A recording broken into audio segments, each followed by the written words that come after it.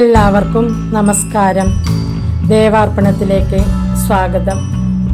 ഇന്നത്തെ വീഡിയോയിൽ ഗുരുവായൂർ ഏകാദശി അനുഷ്ഠിക്കേണ്ട വിധം എങ്ങനെയാണെന്ന് പറയാം. സ്ത്രീകൾക്കും പുരുഷന്മാർക്കും ഒരുപോലെ അനുഷ്ഠിക്കാവുന്ന വ്രതമാണ് ഗുരുവായൂർ ഏകാദശി. ഗുരുവായൂർ ഏകാദശി വ്രതം അനുഷ്ഠിച്ചാൽ 7 ജന്മങ്ങളിലെ പാപങ്ങൾ ഇല്ലാതാവുമെന്നാണ് പറയുക. സർവപാപഹരം ഏകാദശി വ്രതം എന്നാണ് പ്രമാണം. വിഷ്ണുപ്രീതിക്ക് അത്യുത്തമമാണിത്. വൃശ്ചിക മാസത്തിലെ വെളുത്ത പക്ഷം, അതായത് കറുത്ത വാവ് കഴിഞ്ഞ് 11ാം ദിവസമാണ് ഗുരുവായൂർ ഏകാദശി. ദ്വാദശി സംബന്ധമുള്ള ആനന്ദപക്ഷമെന്നും ഇതിനെ പറയുന്നുണ്ട്. മനസ്സറിഞ്ഞ് പൂർണ്ണ ഭക്തിയോടെ ഗുരുവായൂർ ഏകാദശി വ്രതം അനുഷ്ഠിച്ചാൽ 7 ജന്മങ്ങളിലെ പാപങ്ങൾ ഇല്ലാതാവുമെന്നാണ് പറയുക. വ്രതം ഇങ്ങനെ അനുഷ്ഠിക്കാം.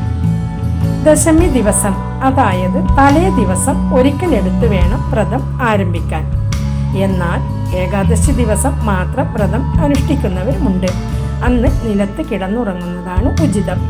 ഭാര്യ ഭർത്താക്കന്മാർ ഒരുമിച്ച് ശയിക്കരുത്. ഏകാദശി ദിവസം സൂര്യോദയത്തിന് മുൻപ് ഉണർന്ന് കുളിച്ച് ശുഭ്രവസ്ത്രം ധരിച്ച് ഭഗവത് നാമങ്ങൾ ചൊല്ലുക. വിഷ്ണു സഹസ്രനാമം, ഭഗവത്ഗീത, നാരായണീയം, ഭാഗവതം തുടങ്ങിയ കീർത്തനങ്ങൾ ഭഗവാന്റേതായിട്ടുണ്ട്. ഇതൊന്നുമില്ലെങ്കിലും ഓം നമോ ഭഗവതേ വാസുദേവായ എന്ന മന്ത്രമോ, ഹരേ കൃഷ്ണ കൃഷ്ണ കൃഷ്ണ ഹരേ ഹരേ എന്ന മന്ത്രമോ ചൊല്ലാം. ഭഗവത് കീർത്തനങ്ങൾ കേൾക്കുകയും വിഷ്ണു ക്ഷേത്രത്തിൽ ദർശനം നടത്തുകയും ചെയ്യുന്നത് വളരെ ഉത്തമമാണ്. ക്ഷേത്രത്തിൽ ഭഗവാന് 4 പ്രദക്ഷിണമാണ് വെക്കേണ്ടത്. തുളസിമാല, തൃക്കൈവെണ്ണ, പാൽപ്പായസം, പുരുഷ സൂക്തം, വിഷ്ണു സൂക്തം, ഭാഗ്യസൂക്തം എന്നീ വഴിപാടുകൾ നടത്തുന്നത് ഐശ്വര്യപ്രദമാണ്. ഏകാദശി വ്രതം അനുഷ്ഠിക്കുന്ന ദിവസം അരിഭക്ഷണം പാടില്ല. പഴങ്ങളും ഗോതമ്പ് കൊണ്ടുള്ള ഭക്ഷണങ്ങളും കഴിക്കാം. ഉപവാസമാണ് ഉത്തമം.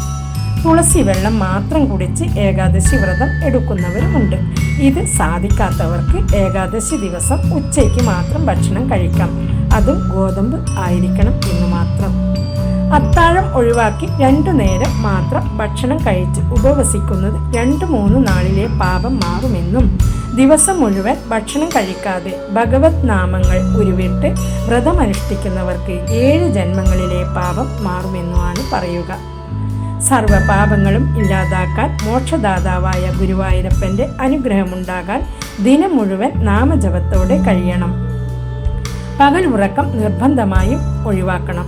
മനഃശുദ്ധിയോടെയും ഭക്തിയോടെയും അനുഷ്ഠിക്കുന്ന ഏകാദശി വ്രതം രോഗശാന്തി, മനഃശാന്തി, കുടുംബസ്വസ്ഥത, ആയുരാരോഗ്യ സൗഖ്യം, സമ്പത്തും കീർത്തിയും, ശത്രുനാശം, സന്താന സൗഖ്യം എന്നിവയൊക്കെ അനുഭവിക്കാൻ നമുക്ക് ഇടയാകും. ഏകാദശി ദിവസം നടത്തേണ്ട വഴിപാടുകളും അവയുടെ ഫലങ്ങളും: ഇഷ്ടസന്താന ലബ്ധിക്ക് പുരുഷ സൂക്താർച്ചന നടത്തുക. ഭാഗ്യസിദ്ധി, സാമ്പത്തിക അഭിവൃദ്ധി എന്നിവ ഉണ്ടാവാൻ ഭാഗ്യ സൂക്താർച്ചന നടത്തുക.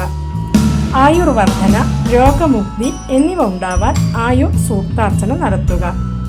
ബുദ്ധിവികാസത്തിന് വെണ്ണ നിവേദ്യം ചെയ്യുന്നത് ഉത്തമമാണ്. ധനധാന്യ വർധന ഉണ്ടാവാൻ പാൽപ്പായസ നിവേദ്യം കഴിക്കുക. പിന്നെ ക്രോധം നിമിത്തമുള്ള കുടുംബ സമാധാനമില്ലായ്മയ്ക്ക് അറുതി വരാൻ പാലഭിഷേകം നടത്തുക. സൽസന്താന ലാഭത്തിന് വേണ്ടി സന്താന ഗോപാല മന്ത്രാർച്ചന നടത്തുന്നതും വളരെ ഉത്തമമാണ്. പിന്നെ ഐശ്വര്യം, മംഗളസിദ്ധി എന്നിവയൊക്കെ ഉണ്ടാവാൻ സഹസ്രനാമ അർച്ചന നടത്തുക.